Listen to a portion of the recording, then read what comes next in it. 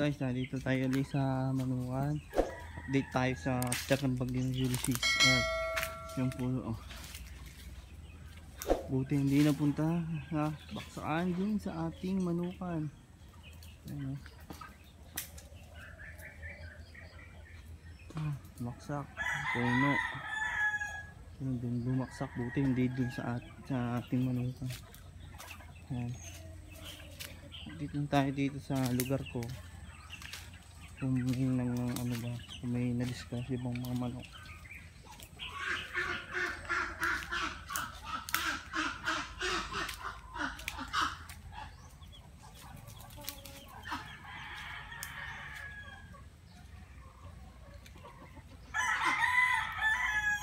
Yan, bumaha ang baha. Ayun, yung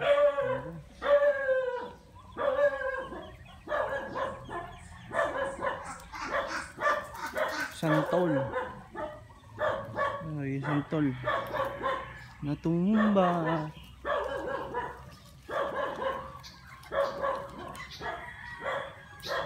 Yung santol natumba. Sayang. Ayun, mamamatay. Mamamatay. Oo, tingnan ko. Ano nangyari dito?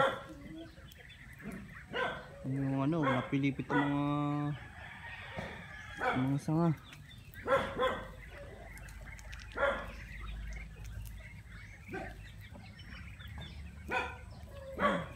Ang bebe.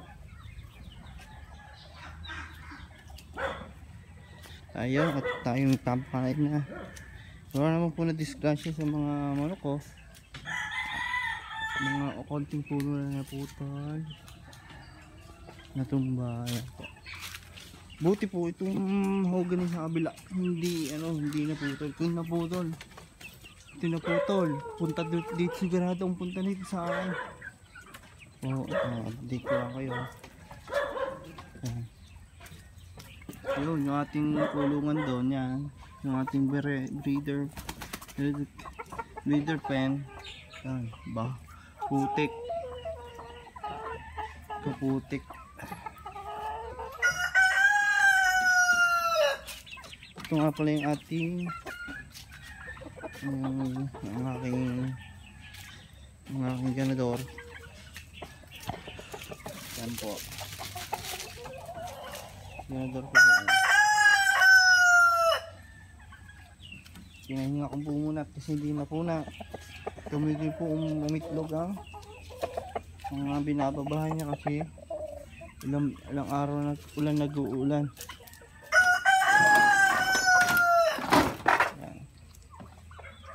Tingnan po, putik, ganda po dito mga ulan. Tapos yung pabo po natin, yan. Okay naman sila, malakas sila.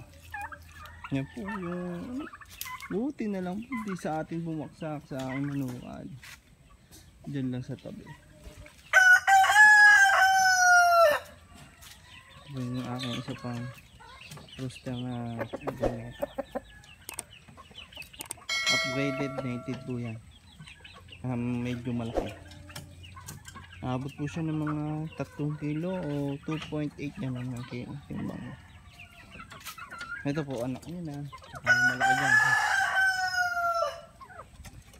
Yung dalawang inahin na alpas, ilulong ko muna po buwan kung saan ba ako saan magpunta. Lakas ng ulan. Ito po yung dalawa.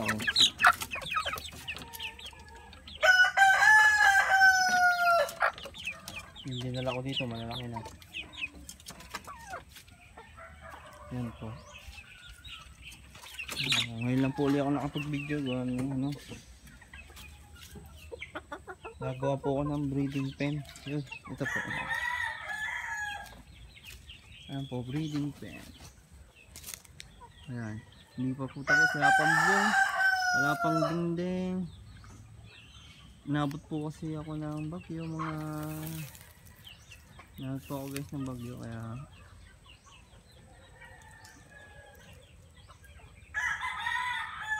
Kaya hindi ko natapos. Walang bubong, wala pang bubong. Todo na lang po. Ito nga na sila, nakain na sila.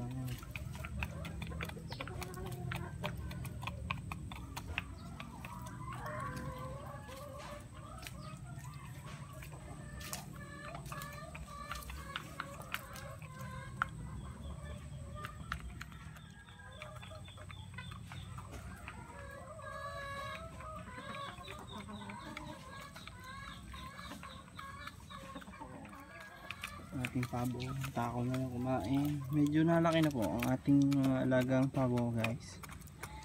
Medyo nalaki na, guys, ang ating alagang pabo.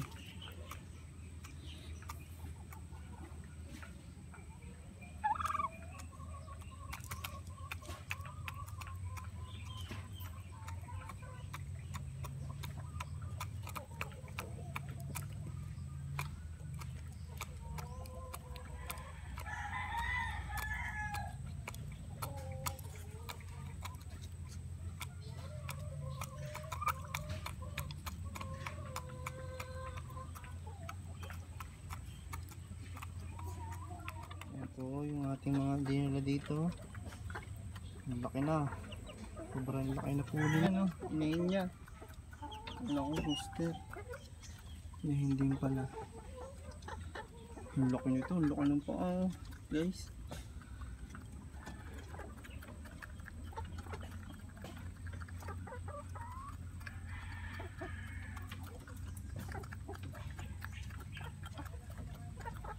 Guys, tube breeder ko yan, yung lalaki nito, tsaka tube breeder ko yung babae.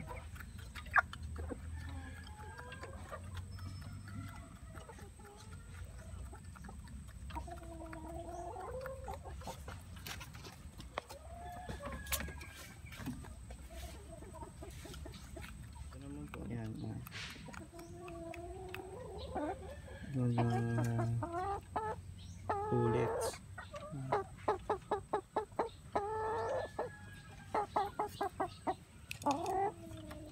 Ako din po puka.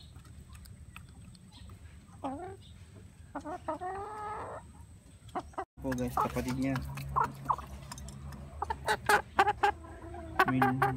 Kapatid niya po yan. So let's hindi niya hen po. Hindi niya guys.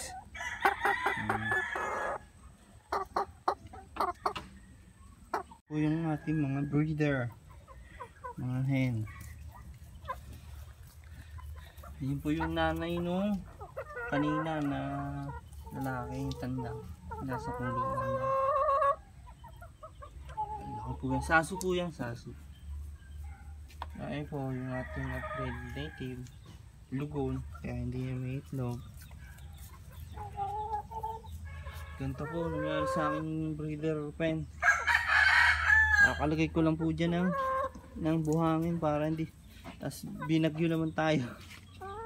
Bibigyan tayo ng bagong Ulysses. Sayang lang po yung nilagay natin buhangin. Sana pag natuyo, ay parang hindi na po guys. Tapos may naglilimlim po tayo dito. Ayan. Sa 10 po nila nila.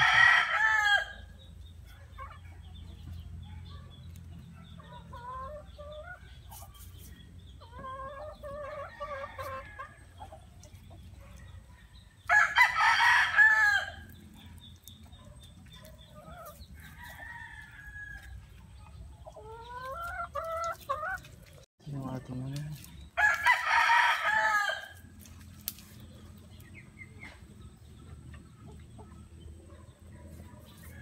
Ang ating breeder na roasted. Lugon po yan, lugon. Mga nasa 3.2 yan. Ito guys, sinasabi ko sa inyo. Ginawa akong breeding pen nung mga nakaraang araw, nung wala pang bagyo. Yung kanyang kinapit ko lang dito sa kabilang breeding pen para tipid tayo sa kahoy. Itong mga kinamit kong kahoy, kitang kita nyo po, ayan.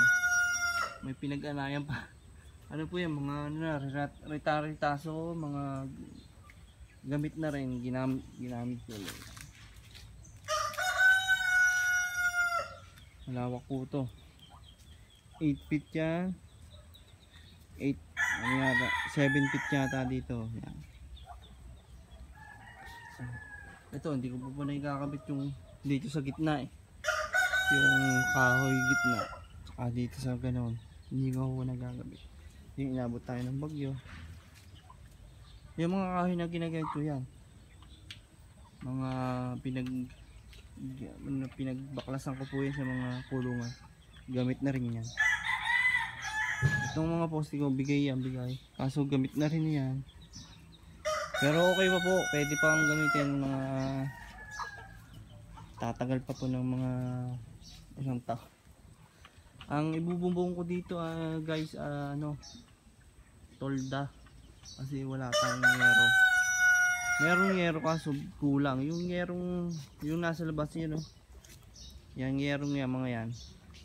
Itong didingding ko na lang sa baba. Para hindi babasa yung lupa sa loob. Kasi tatambakan ko to eh. May balak pa nga akong gawin dito eh, sa breeding pen. Gagawin ko sana itong dalawa. Para malaki din naman pag dalawa eh. Para tayo makatipid sa space. Kasi guys, nakabili na ako ng Rhode Island Red na chick. Mga ano na sa akin, 1 week na sa akin. Kaya mamaya guys, papakita ko sa inyo. Nandun kasi sa tabing bahay namin. Doon ko po inaalagan yung mga sisiw na Rhode Island Red, tsaka mga sisiw kong native Sasu. Yan. Doon ko po sila pinapalaki para pag dinala ko dito medyo okay na, malakas na sila. Kaso bago ko po mag-ayos, tayo ay baka mamaya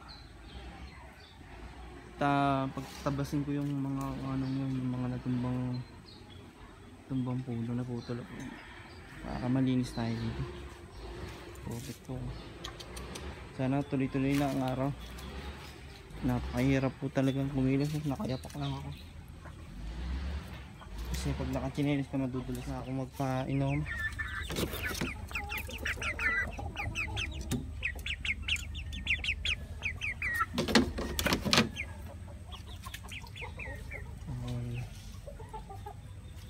Baka po bukas ayusin ko ito nanuan na ito. Hindi pa tayo makakapagduwat. Sobrang putik. Sobrang putik doon. Lulubog yung mga patalamsak pag ako ay nagmartilyo.